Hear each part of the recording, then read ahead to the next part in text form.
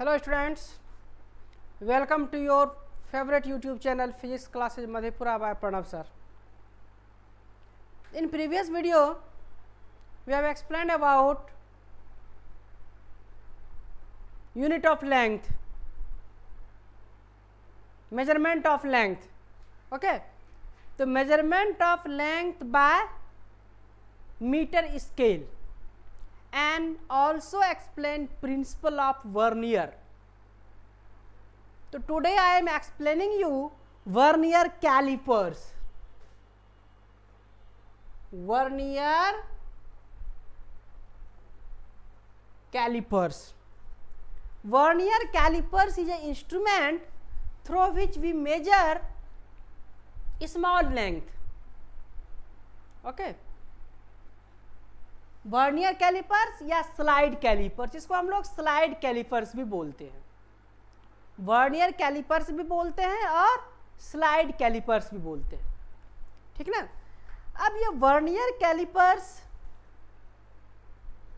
It is used to measure the length of a rod, the diameter of a sphere, the internal external diameter of a hollow cylinder.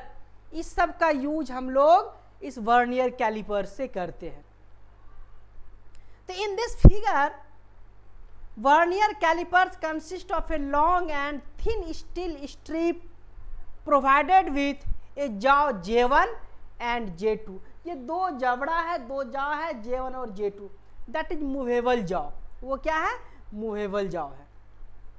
Okay. On the strip a scale is graduated. अब यहाँ पे scale graduated 0, 1, 2, 3, 4 इस तरह 2 यहाँ पे है, इस तरह graduated है। Okay. This is the main scale, वो मेन स्केल हो गया। और दूसरा स्केल जो है another small steel strip provided with jaw J2 at its end can divided over the main scale strip. Okay. Strip also has a scale graduated with 10 division. Strip में भी 10 division है on the it. And the length which is 9 mm, it is called vernier scale. और ये vernier scale है, ये इसमें भी देखो 1 2 यानी 0 से लेके 10 तक इसमें भी ग्रेजुएटेड किया हुआ है। ये मूवेबल है। ओके, ये मूवेबल है और ये मेन है। For more precise measurement the vernier scale can have 20, 25, 50 divisions marked on it and the total length of vernier division will be equal to the length of one division, and in 1924 49 division respectively on the main scale, जैसा कि मैंने principle of vernier scale में बताया था। ठीक, अब the vernier scale which slides over the main scale, यहाँ vernier scale देखिए मेन स्केल पे स्लाइड कर रहा है, can be fixed at any position on the main scale with the help of a screw. अब ये स्क्रू के help से उसको हम मेन स्केल पे फिक्स कर देते हैं, जहां तक ये दोनों जॉ ऑब्जेक्ट को अच्छी तरह से पकड़ ले। The lower jaw are called the outside jaw and they are used to measure the length of rod. वो रॉड के लेंथ के लिए मेजर होते हैं। डायमीटर ऑफ स्फीयर, यहाँ पे मैंने स्फीयर यहाँ पे डाला है, and the diameter of cylinder, और the upper jaw is called inside jaw, ऊपर में भी जॉ है, ये इनसाइड जॉ है दोनों, which are use to measure the internal diameter of a hollow cylinder, जो होलो सिलेंडर के इंटरनल डायमीटर को मेजर करता है। ठीक, अब देखो सबके क्या क्या फंक्शन है। ये आउट जॉ का फंक्शन है to measure the length of a rod, rod के लेंथ को मेजर करता है कौन? आउटसाइड जॉ, ये आउटसाइड जॉ है। इसके बाद डायमीटर ऑफ स्फीयर मेजर करता है, external diameter of hollow cylinder measure करता है। अब इनसाइड जॉ क्या करता है? To measure the internal diameter of a hollow cylinder और पाइप। अब ये inside jaw internal diameter of hollow cylinder और पाइप को मेजर कर रहा है। अब ये स्ट्रिप क्या करता है? To measure the depth of beaker और ए बोतल, ठीक ना, बीकर और बोतल के डेप्थ को मेजर करता है।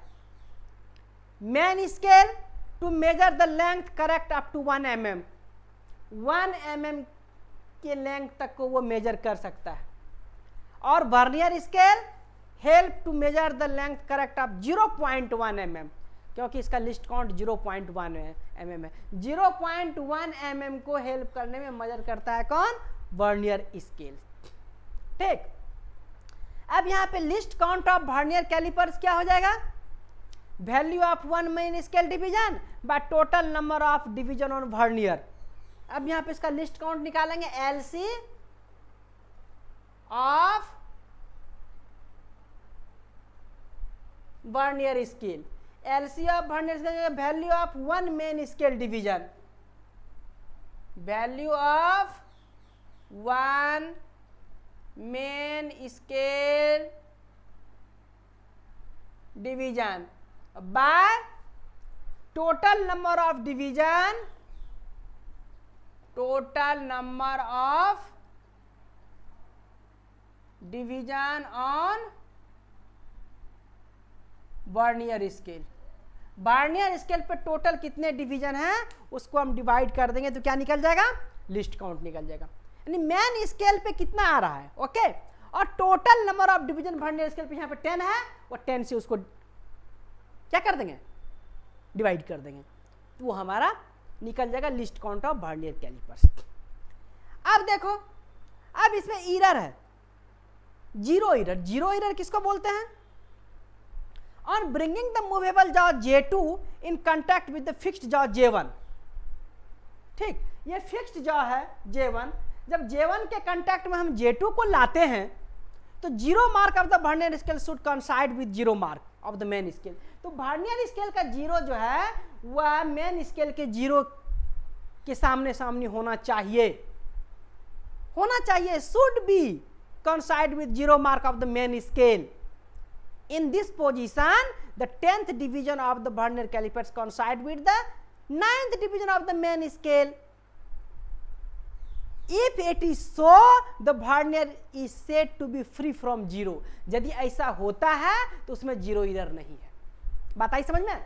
यदि ये मेन स्केल को हम ये मूवेबल जॉ को फिक्स्ड जॉ के कांटेक्ट में लाए, तो कांटेक्ट में लाए तो देख रहे हैं कि ये इसका जो जीरो है वर्नियर स्केल का, वो मेन स्केल के जीरो के साथ कोइंसाइड होना चाहिए, वह दोनों मिलना चाहिए। यदि वो मिल रहा है तो जीरो एरर इसमें नहीं है, और यदि नहीं मिल रहा है तो उसमें जीरो एरर है। ठीक, तो देयर आर, तो समझ गया जीरो एरर किसको बोलते हैं? यानी zero reading of vernier scale should be coincide the zero reading of main scale, तो then that instrument is free from zero error. और यदि वो नहीं मैच कर रहा है, नहीं कोइंसाइड कर रहा है, तो उसमें जीरो एरर है। तो there are two types of zero error, there are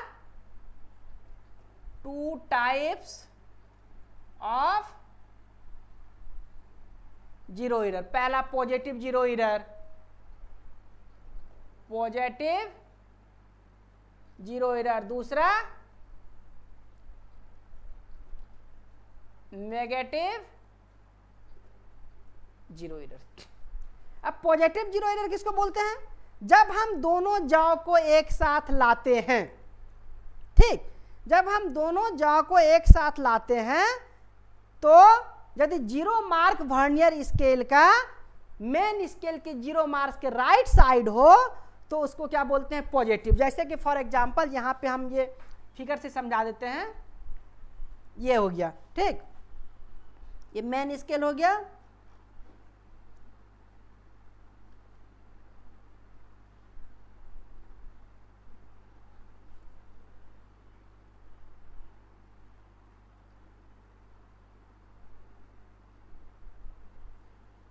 यहाँ पे मैंने जीरो लिखा, फिर लिखा 1 2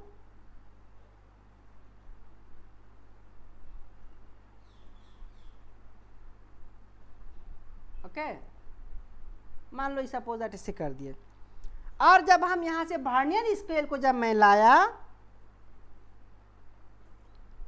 ये वर्नियर स्केल को जब मैंने लाया तो इसका जीरो यहाँ, इसका जीरो यहाँ हो गया, इसका आ गया 1 2 3 4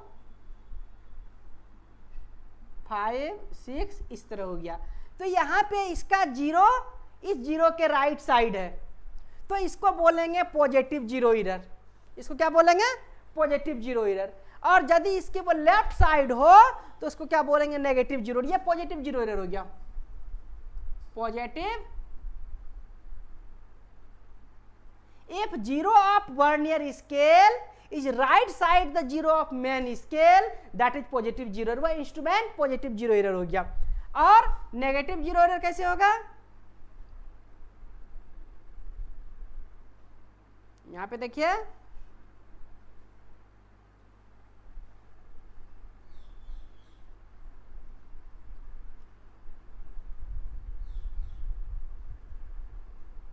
यहां पे मैंने जीरो दिया,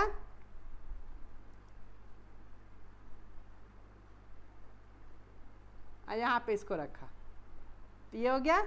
अब इसका जीरो हो गया, यहां 0 1 2 बाद में मैच कर। ये यदि जीरो एरर यहां पे आ गया लेफ्ट साइड तो that is negative zero error. समझे? ये वर्नियर स्केल हो गया, वर्नियर स्केल। यहां भी इसका ये वर्नियर स्केल हो गया, वर्नियर स्केल। तो वर्नियर स्केल यदि मेन स्केल से राइट साइड हो तो वो हो गया पॉजिटिव जीरो एरर, और यदि लेफ्ट साइड हो तो वो क्या हो गया? Negative zero error. अब उसका करेक्शन कैसे करेंगे? तो यदि पॉजिटिव जीरो एरर हो तो जो हमारा रिजल्ट आएगा उसमें ऐड कर देंगे, और यदि नेगेटिव जीरो एरर रहे तो जो रिजल्ट आएगा उसमें से माइनस कर देंगे। यानी correct reading is equal to observe reading minus zero error. Correct reading equal to correct reading equal to observe reading, observed minus with sign, with sign. अब जो जहां पे जो साइन रहेगा उसके अकॉर्डिंग हम वहां पे कर देंगे। तो इस तरह से जीरो एरर निकालने के लिए सीख लिए। समझ गए? ये था हमारा वर्नियर कैलिपर्स। एक्चुअली ये टॉपिक क्लास 11th वालों के लिए, यदि 11th वाले भी ये वीडियो देख लिए तो उनको ये फायदे होंगे, क्योंकि 11th के प्रैक्टिकल में ये आपको निकालना पड़ेगा लेबोरेटरी में। ओके, तो इस तरह से आज यहाँ तक। कल मैं फिर बताऊंगा स्क्रू गैज के बारे में। अब स्क्रू गैज है क्या, वो भी प्रैक्टिकल का चीज़ है, वो स्क्रू गैज क्या है वो मैं बताऊंगा। तब तक के लिए बस इतना ही। यदि आप मेरे चैनल पे पहली बार आए हैं तो प्लीज़ सब्सक्राइब करें, और यदि कोई प्रॉब्लम है तो कमेंट में उस प्रॉब्लम को आप लिख सकते हैं, मैं उसको नेक्स्ट वीडियो में रिमूव कर दूंगा, या उस कमेंट में ही मैं रिप्लाई करके आपको रिमूव भेज सकता हूँ। ओके, तब तक के लिए बाय बाय।